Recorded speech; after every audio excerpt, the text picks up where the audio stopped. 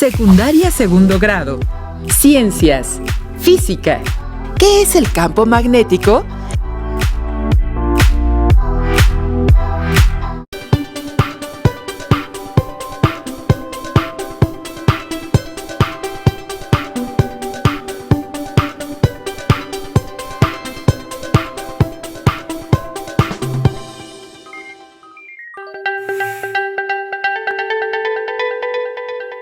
Bienvenidas y bienvenidos, alumnas y alumnos de segundo grado de secundaria y público en general que nos acompaña.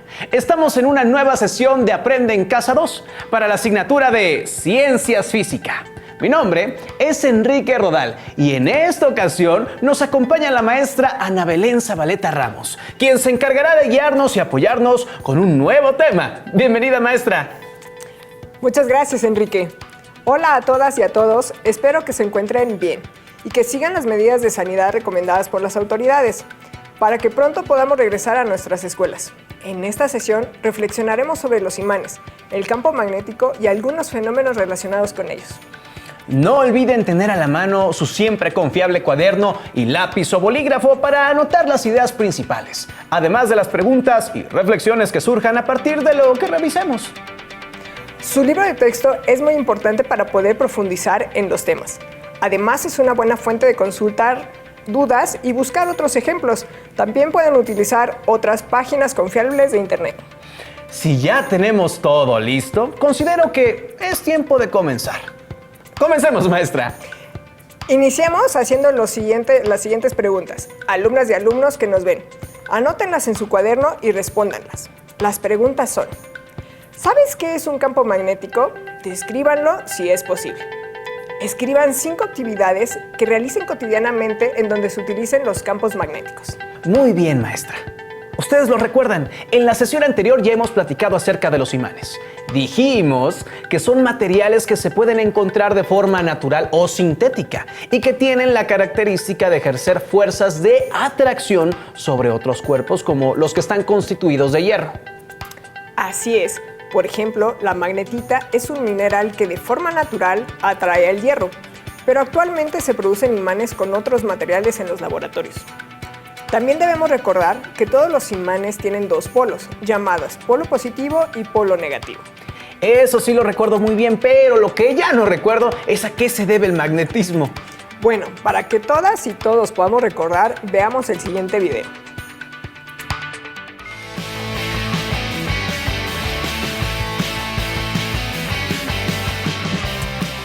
¿Por qué algunos objetos son atraídos por imanes? ¿De qué están hechos? ¿Cómo es su estructura microscópica? ¿Existen diferentes tipos de imanes? ¿Quieres conocerlo? ¡Acompáñanos!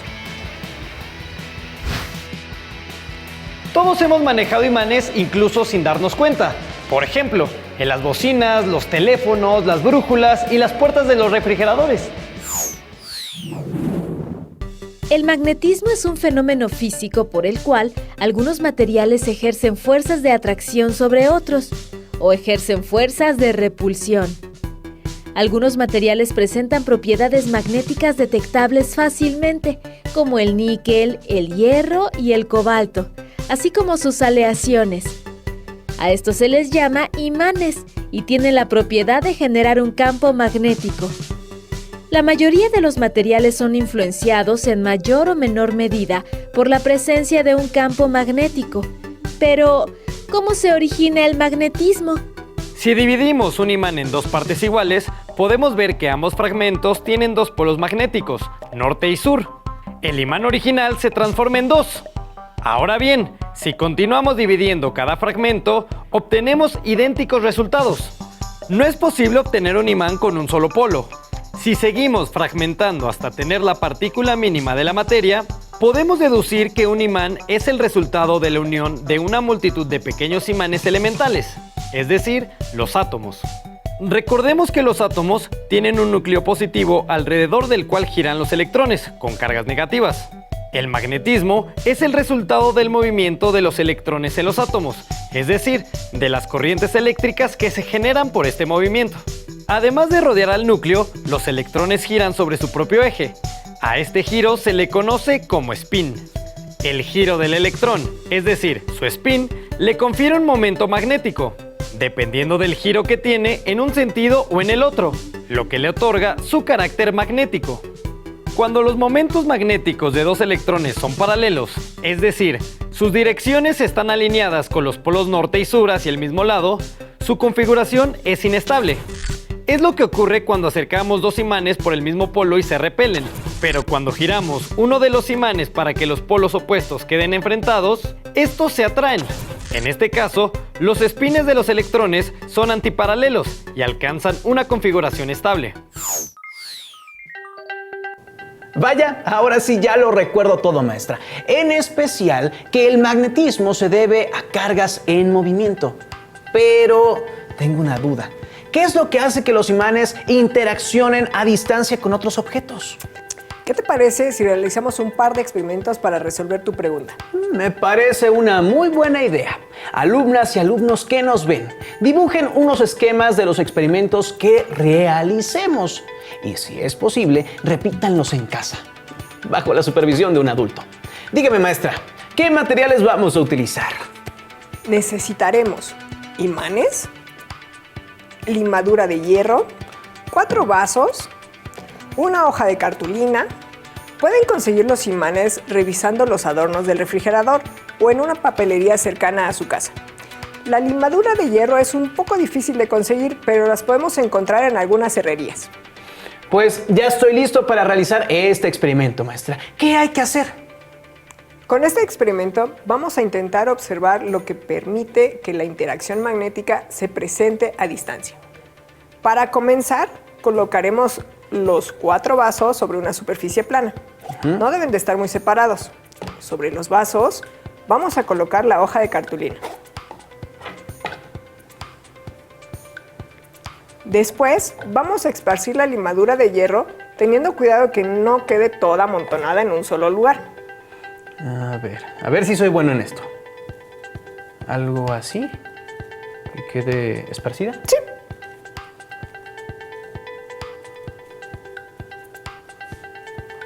Si quieres, con eso está bien. Sí, perfecto. Imaginemos que estamos echando sal a nuestra comida. Por último, podemos poner el imán por debajo de la hoja de papel y que el magnetismo haga su magia. Me parece perfecto.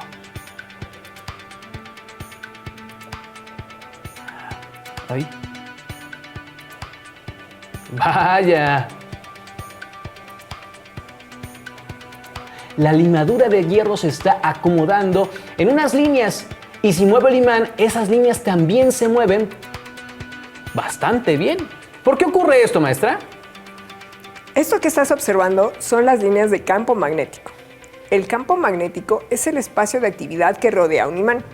Si acercamos un objeto metálico u otro imán, estos serán atraídos cuando se encuentren cerca o dentro de este campo.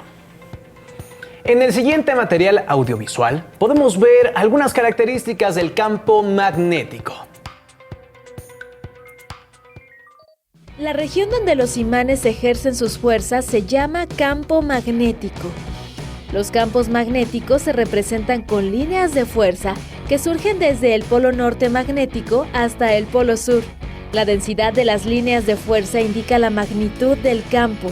Como podemos ver, estas líneas están más concentradas en los polos, donde el campo es mucho más fuerte, y se debilitan a medida que se van separando de dichos polos. Ahora entiendo por qué hay más limadura de hierro cerca de los polos del imán. Ahí es donde se acumulan las líneas del campo. Maestra, ¿y qué pasa si acerco 2 imanes? ¿Cómo se comportan las líneas del campo? Pues ya que tenemos la limadura de hierro en la hoja, vamos a verlo. Primero movemos un poco la limadura para repartirla uniformemente sobre el papel. Y luego vamos a colocar 2 imanes debajo de la hoja, primero con los polos de signo opuesto apuntando entre sí. Perfecto. Como que las líneas del campo magnético que salen de un imán entran al otro. Muy bien, Ahora, Enrique, vuelve a desordenar la limadura y coloca los 2 imanes debajo de la hoja, pero esta vez que queden los polos enfrentados, iguales. Perfecto.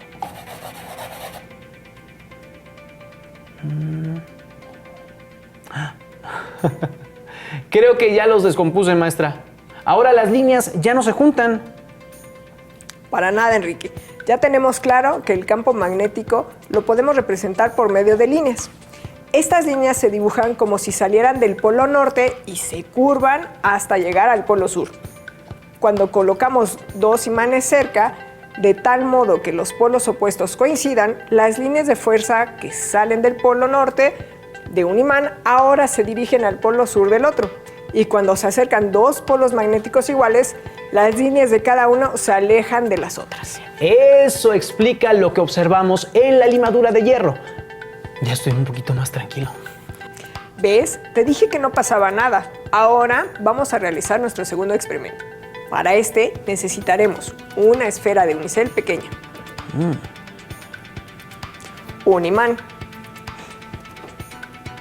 un cúter o un cuchillo de cocina, Listo.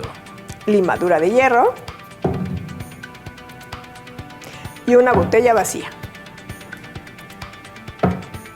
Este es un experimento muy simple para que podamos observar las líneas del campo magnético de forma tridimensional. Perfecto. Me parece una muy buena e interesante idea. ¿Cómo lo vamos a hacer? Lo primero es cortar la esfera de unicel a la mitad.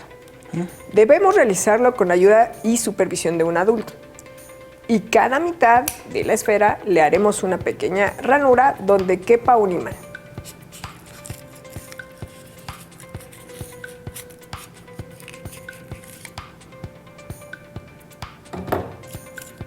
Y una ranura, ¿verdad?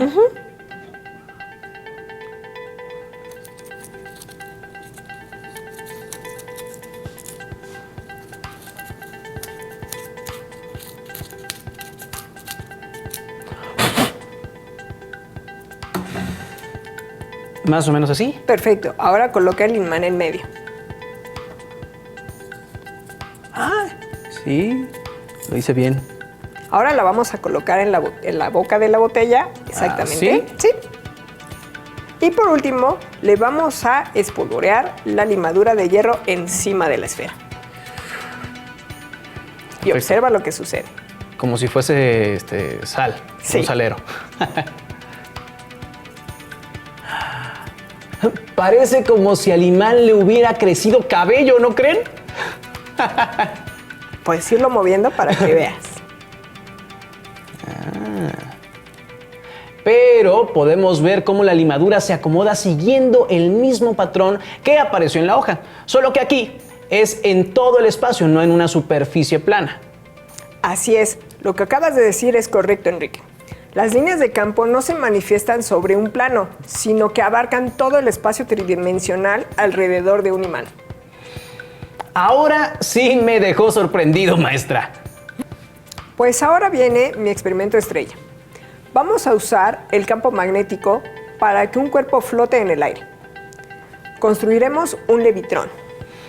Maestra, qué increíble. Pero antes de que me diga los materiales, ¿qué le parece si recojo nuestra área de trabajo, pero va a ser en cámara rápida para que ustedes no se aburran? Perfecto.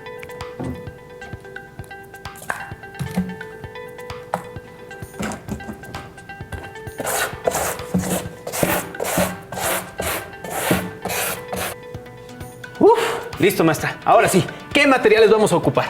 Necesitamos 2 discos compactos, una pistola de silicón, 32 imanes de los chicos redonditos, un lápiz o un palo de madera para papalote. ¿Y cómo se va a armar el levitrón, maestra?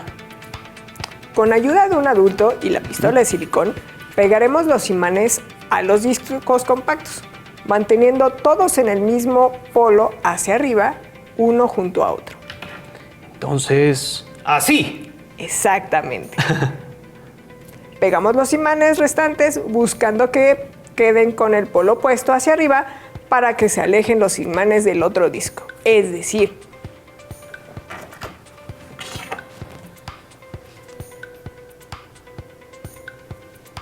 que queden separados. Perfecto. Perfecto, maestra. Los colocaremos en el palo de madera de la siguiente manera. Este aquí. Observa lo que sucede. Los discos no se tocan. Ay, ay, ay. Porque están flotando. Lo podemos ver, es un levitrón. Fascinante, maestra. Los campos magnéticos son muy interesantes. Así es, Enrique. Aquí tengo otro ejemplo.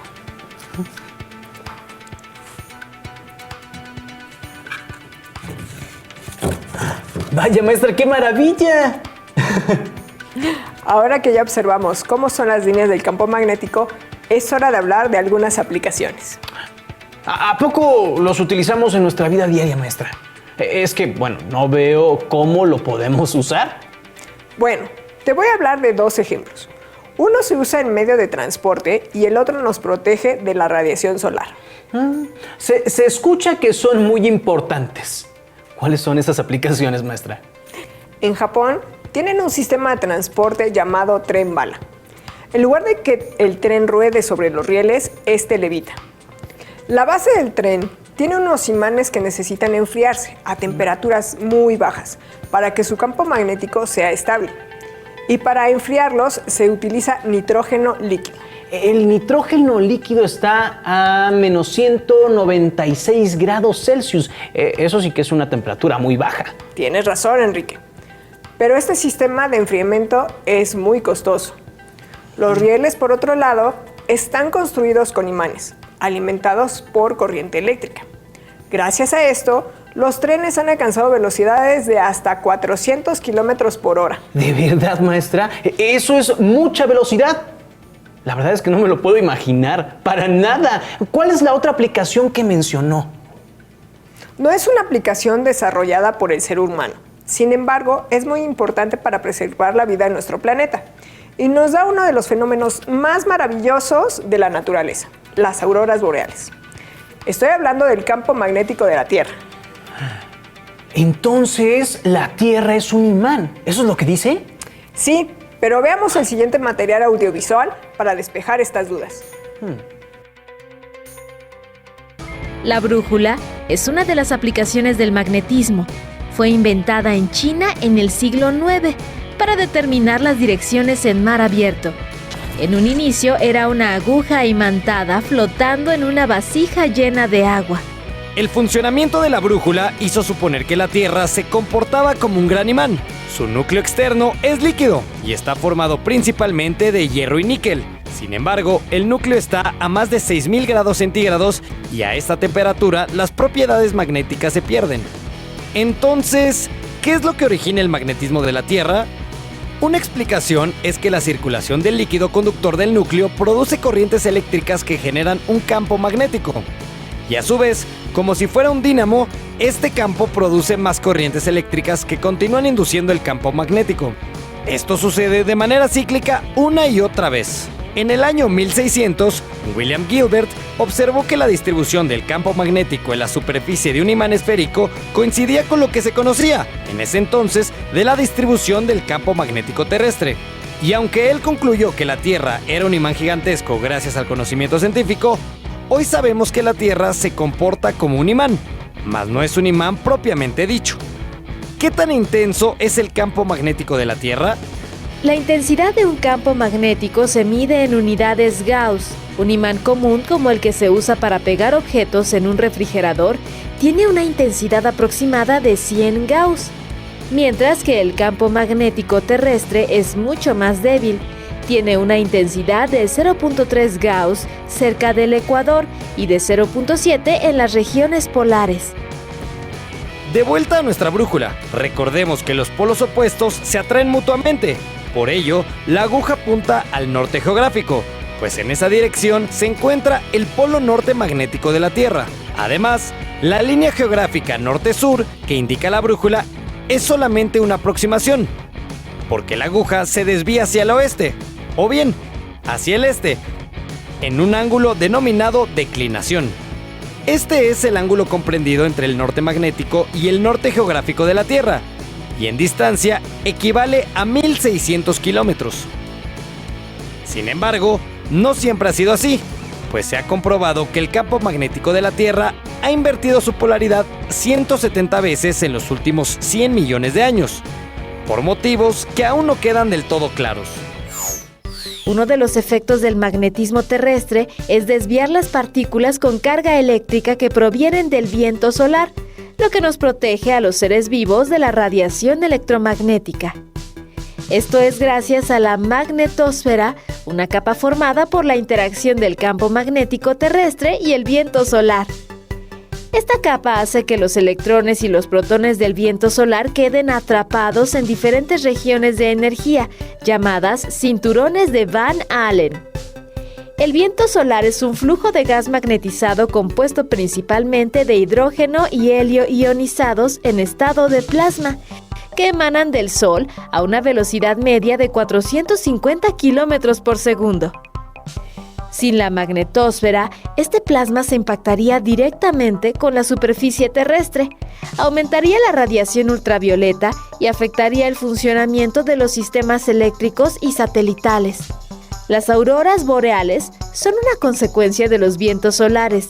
Se producen cuando una expulsión de partículas solares cargadas choca con las moléculas de gas de la magnetosfera y provocan una excitación a nivel atómico, que da como resultado una luminiscencia que se extiende por todo el cielo, ya sea como un punto, como franjas horizontales o como círculos, pero siempre alineada con el campo magnético de la Tierra. Por su naturaleza, este espectáculo interfiere en las señales de televisión, radares y teléfonos, entre otros dispositivos. El campo magnético de la Tierra es muy importante. Forma un escudo protector para nuestro planeta. Cuando los vientos solares se acercan, este campo nos protege, evitando que toda esa radiación penetre a la Tierra. Como cuando queremos juntar polos iguales de dos imanes. No se puede. Y es así como nos salvamos de la radiación espacial. La naturaleza también usa este campo magnético. Algunos animales lo utilizan para orientarse durante sus migraciones. Entre los animales que se orientan con ayuda del campo magnético de la Tierra se encuentran aves migratorias, tortugas, ballenas o mariposas. El tiburón martillo utiliza los campos magnéticos para saber dónde se encuentran sus presas, ya que cuando se mueven generan ligeras perturbaciones en el campo y es así como los pueden localizar y capturar.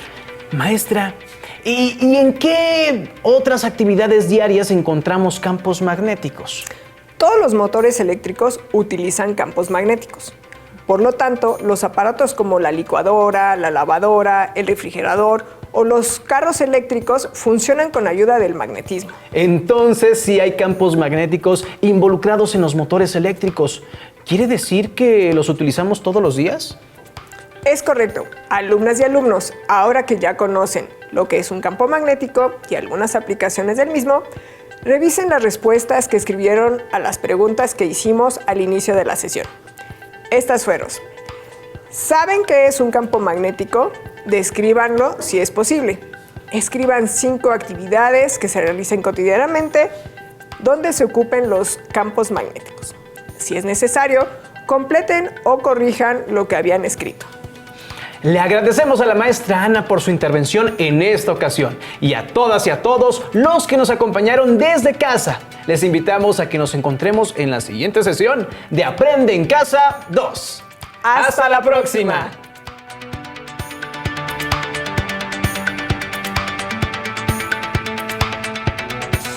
Si tienes dudas o necesitas ayuda, llama al Centro de Apoyo Pedagógico a Distancia.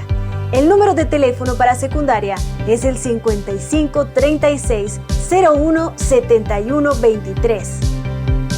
Si requieres consultar los libros de texto en versión digital, recuerda que los puedes encontrar en la página conalitec.cep.gov.mx.